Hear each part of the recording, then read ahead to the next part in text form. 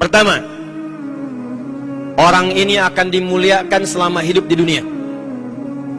Dan barokahnya, barokah orang ini bukan hanya untuk dirinya saja, tapi untuk lingkungan sekitarnya. Kalau Anda bisa baca Quran lancar, mungkin manfaat untuk Anda saja. Yang lain belum tentu. Kalau Anda bisa tilawah Al-Quran, manfaatnya terbatas. Belum tentu banyak orang. Tapi kalau Anda bisa menjadi yang ketiga ini, Allahu Akbar. Ibu bapak Anda akan disanjung. Keluarga Anda akan ikut terhormat. Kemuliaan akan diturunkan saat di dunia. Satu. Nanti saya beri contoh. Dua. Jasadnya dijanjikan oleh Nabi SAW akan dijaga di alam kubur, tidak akan pernah dimakan tanah sampai hari kiamat. Dijaga di alam kubur. Dua. Tiga. Dijanjikan oleh Allah langsung di dalam Al-Quran, pada saat nanti dihisab di hari kiamat, saking ringannya hisab, diperintahkan langsung oleh Allah, dipakaikan di badannya jubah sutra kemuliaan, dipakaikan di tangannya gelang-gelang emas kehormatan. Turun ayatnya. Kemudian sebelum dia masuk surga, dimintakan oleh Quran, ya Allah, berikan perhiasan kepada dirinya untuk membedakan dia dengan orang-orang yang beramal selain amalan ini. Lalu yang paling dahsyat, ini yang hebat, Allah memanggil kedua orang tuanya. Ibu yang telah mengandungnya, bapak yang telah merawatnya. Dipanggil kemudian, kalau dia beriman, beramal soleh, lalu diberikanlah mahkota di tangan anak ini untuk dipakaikan di kepala kedua orang tuanya di hadapan semua penduduk langit dan bumi yang hadir pada saat itu. Jadi kalau Anda dimuliakan di dunia, di Jakarta ini, belum tentu di Bandung melihat kita. Dimuliakan se-Indonesia, belum tentu di Brunei mengetahui kemuliaan kita. Dimuliakan se-Asia, belum tentu di Amerika mengenal kita. Tapi amalan yang ketiga ini langsung dimuliakan oleh Allah, disaksikan oleh semua penghuni langit dan bumi seketika. Dan puncaknya, dimintakanlah kemudian orang ini untuk menggandeng bapaknya, ibunya, pasangannya. Kalau dia laki-laki, menggandeng istrinya perempuan. Kalau dia perempuan, gandeng suaminya laki-laki. Lalu kemudian diikuti oleh keluarga besarnya di belakang. Diminta oleh Allah jadi pemimpin keluarga besarnya untuk masuk ke dalam surga. Turun Quran surah ke-13 ayat 23 sampai 24. Jannatu adnin yadkhulunaha. Ada ahli Quran, penghafal Al-Quran, penghafal Al-Quran. Jannatu adnin yadkhulunaha.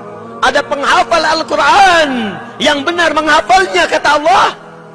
Aku akan berikan kesempatan dia masuk surga lewat surga Aden, dan akan memasuki semua pintu surga yang aku siapkan. Jadi ada orang yang masuk pintu Ar-Rayyan saja, ahli puasa. Ada orang masuk pintu tahajud, ahli tahajud. Ada orang masuk pintu sedekah, ahli sedekah. 8 pintu surga. Tapi ahli Al-Quran, kata Allah, yang ini dia akan masuk ke semua pintu surga itu lewat surga Aden. Ayatnya belum selesai. Wa man salaha min abaihim. Bapaknya yang soleh, ibunya yang soleh, yang sabar mendidik anaknya jadi ahli Quran, yang sabar menghafal Quran bersama anaknya. Bapaknya belum hafal, anaknya hafal. Bapak cuma 1 juz, anak 30 juz. Ibu setengah juz, anak 30 juz. Cuma sabar. Itu kata Allah, diperintahkan gandeng bapakmu, gandeng ibumu. Quranmu memberikan syafaat kepada kedua orang tuamu yang sabar dalam mendidikmu. Wa azwajihim, dan pasangan-pasangan mereka. Jadi kalau suami gandeng istri, istri gandeng suami. Wa dzurriyyatihim, dan semua anak keturunan mereka di belakang. Wal malaikatu yadkhuluna alaihim min kulli bab, dan mereka diparadekan melewati semua pintu surga, disambut oleh semua malaikat. Salamun alaikum bima sabartum. Dikatakan kepada keluarga besar ini, kata para malaikat semuanya, selamat, selamat bisa lewat sini karena Anda sabar selama di dunia. Sabar, sabar untuk menghafal Quran, sabar untuk menjadi ahli Quran.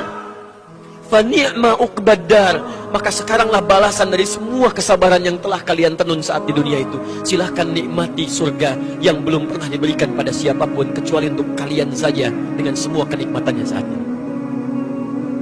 Ahli Quran.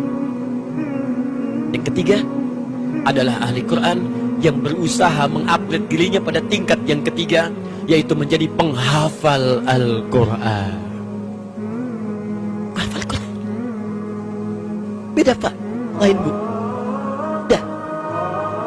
Silahkan, Anda kalau tidak percaya, Allah mustahil menyalahi janjinya. Innallaha la yukhliful mi'ad. Nabi mustahil keterangannya keliru, mustahil. Beliau shadiqul amin. Yang pertama dimuliakan di dunia, silahkan cek. Yang hafal Quran, anak. Yang ikut mulia bapak ibu. Ada Najah di samping saya. Ada Musa sebelumnya. Ada Ahmad Kamil. Yang hafal Quran anak. Saya tahun lalu menjadi Amirul Hajj, diutus dari kedutaan Saudi untuk membawa 350 orang berhaji spesial khusus.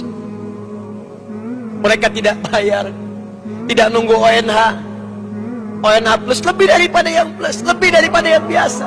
Begitu berangkat ke sana, saya pikir siapa yang saya bawa? Allah di antara mereka ahli Quran. Yang hafal Quran, Ahmad dan Kamil, dua anak kecil. Yang ikut hajinya, ibunya, gurunya, perawatnya, teman-temannya. Yang hafal Quran anak kecil dari Kalimantan. Yang ikut kemudian hajinya, bapaknya, ibunya, saudaranya. Jadi kalau sudah ada ahli Quran di rumah kita, ahli Quran di kampung kita, ahli Quran di kota kita, maka Quran akan memberikan cahaya kepada semua yang ada di lingkungan orang itu. Quran diturunkan oleh Allah lewat malaikat Jibril. Malaikat Jibril naik status menjadi Sayyidul Malaikah, pemimpin semua malaikat. Quran diturunkan pada Nabi Muhammad. Nabi Muhammad langsung naik status jadi Sayyidul Anbiya wal Mursalin. Quran turun hari Jumat, Jumat yang menjadi Sayyidul Ayyam. Quran turun di satu malam, malam yang menjadi Lailatul Qadar. Quran turun di Mekah, Mekahnya diberkahi, yang tidak ada di situ. Quran turun di Yathrib, Yathribnya berubah menjadi Madinah Al-Munawwarah. Quran turun dimanapun, dia akan memberikan cahaya kepada orang yang hadir di sekitarnya. Tapi apakah semua penghafal Quran bisa mendapatkan kemuliaan itu? Tidak. Karena kata Allah, penghafal Quran dibagi kepada 3 bagian. 1. Penghafal Quran yang keliru, hafal 30 juz, tapi keliru menghafalnya. Bukan keliru bacaan, bacaannya fasih, benar makhrajnya, benar sifat hurufnya, sempurna, nggak ada yang salah. Cuman sayang kata Allah, ada yang zalim dalam perilakunya. Nanti kita baca ayatnya. 2. Penghafal Quran yang baru bisa menghafal, belum bisa beramal. 3. Ini yang sedang kita akan capai insya Allah. Penghafal Quran yang hafal Qurannya dan bersegera berbuat baik dengan mengamalkan isi kandungan Qurannya. Maka turunlah Quran surah ke-35 Fatir ayat ke-32, paling kiri sebelah atas di mushaf. Lihat kalimatnya. Thumma awrasnal kitaba alladhina astafaina min ibadina. Kemudian kami akan wariskan Al-Quran kepada hamba-hamba yang kami pilih. Kalau ada kalimat seperti ini, maksudnya bukan batasan, maksudnya Anda jadilah bagian orang yang elit ini. Ayo ikut. Ini khitab jadi ilmu balaghah, namanya ajakan. Bukan informasi, bukan sekedar info. Oh berarti saya tidak terpilih, bukan begitu cara menyempurnakannya. Bukan begitu cara memahaminya. Kata Allah, saya akan pilih di antara hambaku untuk saya wariskan Al-Quran. Nah kita jadilah bagian hamba yang dipilih itu. Caranya ikhtiar. Siapa hamba-hamba itu? Kata Allah sayang, faminhum muqtasid. Sudah saya pilih, cuman sayang nggak sempurna dia dalam menunaikannya, menyelewengkan ayat-ayat yang dia hafalkan. 1. Zalimun linafsi, penghafal Quran yang zalim. Zalim menempatkan sesuatu bukan pada tempatnya. Gelas untuk minum, gayung untuk mandi. Ada orang minum pakai gayung, mandi pakai gelas. Zalim. Ada orang hafal qul huwallahu ahad, Allahus samad. Qul huwallahu ahad, katakan hanya Allah Tuhan yang esa. Hafal suratnya. Sempurna bacaannya, nggak ada yang salah. Kemudian makhrajnya, sifat hurufnya, madnya, waqaf ibtida'nya, sampai gharib muskilahnya, nggak ada yang salah. Cuman sayang hafalan itu tidak digunakan dalam hidupnya. Lisannya bisa mengatakan semua agama sama, menuju pada Tuhan yang sama. Cuman caranya beda-beda. Zalimun li nafsi. Jadi tidak sama antara perkataan dengan perilaku, tidak sama antara perilaku perkataan dengan ayat Quran yang dia hafalkan. Zalim. Nah, yang begini kita doakan. Ajaran kita mengajak, bukan mengejek. Saya tidak pernah mengajarkan Anda untuk mengejek orang lain. Ya, merangkul bukan memukul. Ada orang salah, mungkin kurang ilmu, kita luruskan, sampaikan sudah. Doakan dengan baik supaya dia berubah. Apa ada di antara kita menginginkan saudaranya masuk neraka? Jangan cari musuh ya. Cukup setan jadi musuh kita sudah berat. Jangan cari yang lain. Ya, cukup satu saja, setan sampai hari kiamat. Dua, wa minhum muqtasid. Ada penghafal Quran yang paket hemat. Paket hemat untuk dirinya saja, belum bisa berbagi. Ngapalin, terus murajaah, mojok-mojok di pinggir masjid, dekat tembok, gitu kan? Allahu la ilaha illa wal hayyul qayyum la ta'khudhu sinatun wala naum. Naum beneran tidur dia. Allah tak tidur, dia tidur gitu kan, kena AC. Tapi diminta jadi imam, Pak silakan jadi imam. Aduh saya belum mampu, padahal hafal.